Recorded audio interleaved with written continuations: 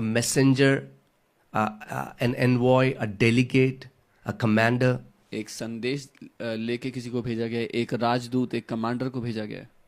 Amen. So there in the times of in the Roman times, there were military leaders were called apostles. रोमी समय में military के जो leaders थे उनको apostles कहा जाता था. They were sent into an area to win an area. उनको एक क्षेत्र में भेजा जाता था उस क्षेत्र को जीत लेने के लिए. King Caesar has apostles.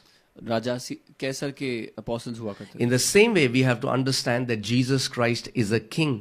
ठीक वैसे हमें समझना है कि यीशु मसीह भी एक राजा है. He is a king of kings. He is the Lord of lords. वो राजाओं का राजा और प्रभुओं का. And he sends apostles to take over a territory, take over a region. और वो प्रेरितों को भेजता है एक क्षेत्र पर जय पा लेने के लिए. Amen. First thing I want to tell you that there is a lot of confusion even with this word apostle. और पहले मैं बताना चाहता हूँ बहुत ही कंफ्यूजन है अपोस्टल शब्द को लेकर. There are so many teachings which says that this office has been done away with. It does not exist anymore. ऐसी कई शिक्षाएं हैं कि ये जो ऑफिस है अब ये बंद हो चुका है, अब इसमें और नहीं होता कोई. And we don't have any scripture that backs these claims. हमारे पास कोई भी वचन नहीं है जो इन झूठी बातों को सहायता देता है.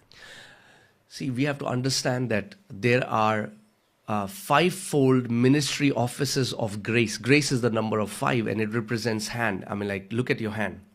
और हमें समझना है कि ये 5 दफ्तर हैं सेवकाई के जो अनुग्रह के द्वारा दिए गए हैं. 5 अंक है अनुग्रह का. अपने हाथ को देख के आप जानें. अपने हाथ को जब आप देखते हैं, When you look at your hand, ये हाथ जो है इसमें आप देखते हैं 5 उंगलियां हैं. you see there's 5 fingers in it. और ये रिप्रेजेंट करता है 5 मिनिस्ट्री गिफ्ट जो है रिप्रेजेंट करते हैं परमेश्वर के हाथ को, उसकी सामर्थ को. And these 5 ministry gifts they represent the hand of God, the power of God.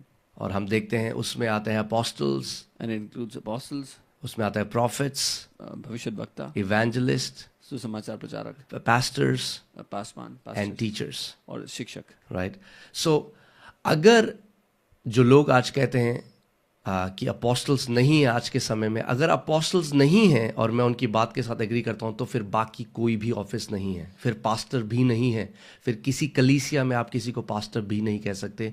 क्योंकि आज ऐसा नहीं है कि परमेश्वर के हाथ में केवल 1 उंगली है या 2 उंगलियां हैं और बाकी उसकी उंगलियां कट गई हैं. नहीं, उसका हाथ वैसा ही है जैसे उसका हाथ था. So if people say that there are no apostles anymore, then if I have to agree with them, I have to say that there are no pastors anymore. Then you cannot call anybody anything else in the church because God's hand doesn't have one finger. He has his whole hand.